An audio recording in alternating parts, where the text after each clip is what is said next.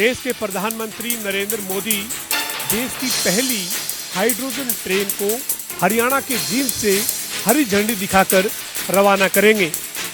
प्रधानमंत्री नरेंद्र मोदी के जींद में होने वाले कार्यक्रम को लेकर हरियाणा के मुख्यमंत्री नायब सिंह सैनी वीरवार को जींद पहुंचे।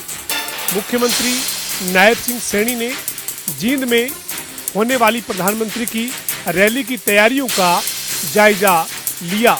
इस दौरान मुख्यमंत्री नायब सिंह सैनी ने अधिकारियों को जरूरी दिशा निर्देश भी दिए हैं।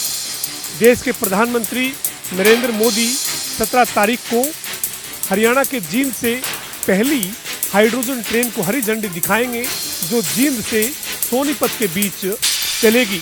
इसके अलावा प्रधानमंत्री हरियाणा को कई बड़ी सौगात देंगे। इसी के चलते राज्य स्तरीय कार्यक्रम जींद में आयोजित किया गया है, जिसमें देश के प्रधानमंत्री नरेंद्र मोदी शिरकत करने वाले हैं। इसके साथ ही हरियाणा के मुख्यमंत्री नायब सिंह सैनी उनके साथ मौजूद रहेंगे। इसके अलावा प्रधानमंत्री के हरियाणा आगमन के चलते तमाम जिलों में भी जिला स्तरीय कार्यक्रम आयोजित किए जाएंगे। हरियाणा सरकार के अलग अलग मंत्री, सांसद और विधायक अलग अलग जिलों में जिला स्तरीय कार्यक्रमों में शिरकत करेंगे। कैबिनेट मंत्री अनिल विज अंबाला में रहेंगे। कैबिनेट मंत्री कृष्ण लाल पंवार सोनीपत में रहेंगे। रणबीर सिंह गंगवा हिसार में रहेंगे। त्रुटि चौधरी भिवानी में रहेंगी और राव नरबीर सिंह गुरुग्राम में रहेंगे।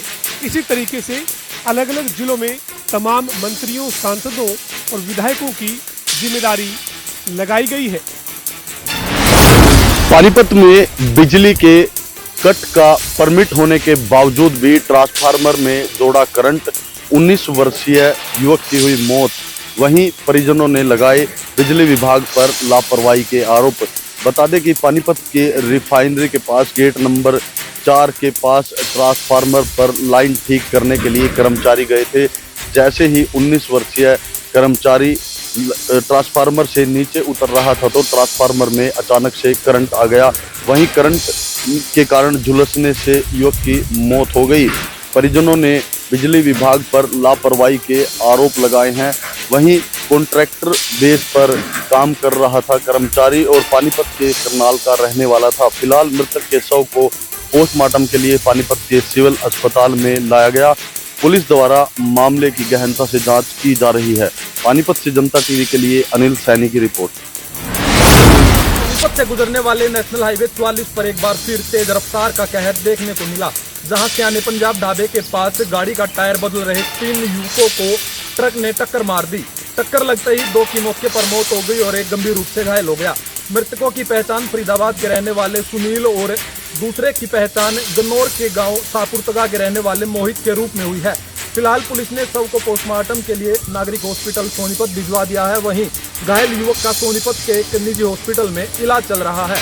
बताया जा रहा है कि ये कार सवार समालका किसी परिचित से हॉस्पिटल में उसका हालचाल जानकर वापिस लौट रहे थे। सोनीपत से सुशील मोर, जनता टीवी।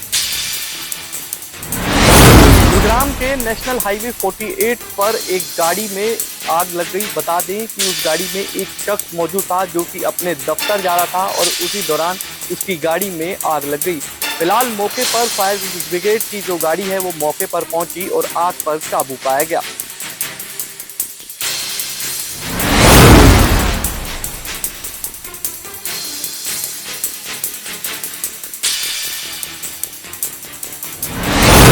झांसी के नेशनल हाईवे पर टोरकी के पास एक सड़क हादसे में एक 32 वर्षीय युवक की मौत हो गई। बताया जा रहा है कि युवक की बाइक एक ट्रक से जाकर टकराई, जिसके बाद युवक घायल हो गया। ट्रक ड्राइवर इसे झांसी के नागरिक अस्पताल लेकर आया, लेकिन वहां डॉक्टरों ने इसे मृत घोषित कर दिया। मृतक की पहचान बहादुरगढ़ के रहने वाले विकास कुमार के रूप में हुई है।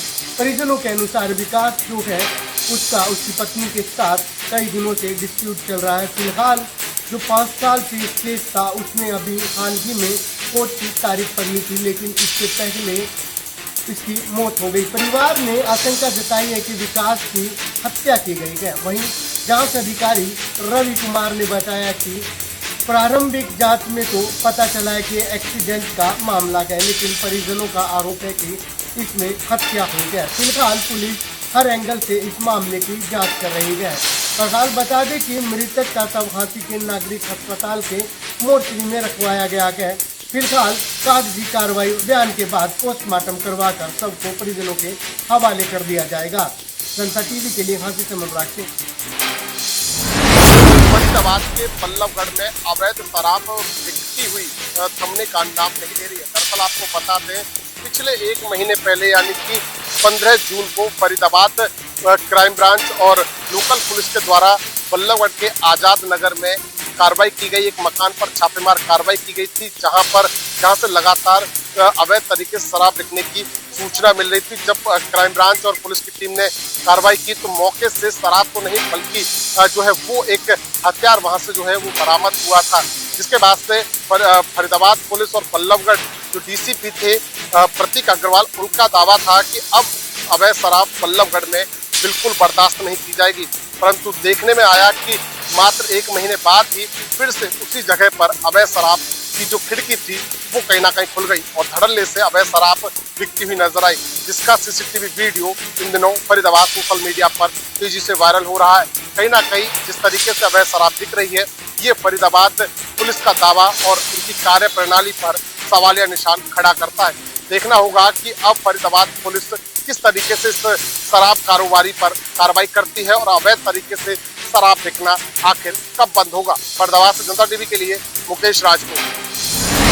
फरीदाबाद में अवैध कंस्ट्रक्शन, अवैध प्लॉटिंग पर लगातार डीटीपी विभाग की ओर से बड़ी कार्रवाई देखने को मिलती हुई नजर आ रही है। दरअसल आपको बता दें, फरीदाबाद के सीकरी प्याला रोड पर लगभग 38 एकड़ जो है वो जमीन पर अवैध कॉलोनी को जो है वो डीटीपी विभाग के द्वारा ध्वस्त करने की कार्रवाई को अंजाम दिया गया। डीटीपी विभाग फरीदाबाद की ओर से लगातार लोगों से अपील की जा रही है कि अवैध प्लॉटिंग में जो है वो अपना खून पसीने की कमाई ना फंसाएं, अन्यथा वहां पर तोड़फोड़ की कार्रवाई जब होगी तो कहीं ना कहीं नुकसान आपका होगा। इसी को लेकर आपको बता दें, लगातार डीटीपी विभाग जो है वो समय समय पर अवैध कॉलोनी, अवैध बैंक्वेट हॉल हो या फिर अवैध कंस्ट्रक्शन हो, उसको लेकर कार्रवाई करता रहता है। और इसी प्रकार ये बड़ी कार्रवाई जो है वो फरीदाबाद के सीकरी प्याला रोड पर जो है वो कहीं ना कहीं की गई है, जहां पर एक तरफ 30 एकड़ में जो अवैध कॉलोनी कट रही थी, अवैध जो प्लॉटिंग हो रही थी, उस पर तोड़फोड़ की कार्रवाई की गई है। इसके साथ साथ बात करें तो एक और 8 एकड़ की जमीन पर जो है वहां पर भी अवैध कॉलोनी को जो है वो ध्वस्त करने का काम फरीदाबाद डीटीपी विभाग की ओर से किया गया है। फरीदाबाद से जनता टीवी के लिए मुकेश राजपूत।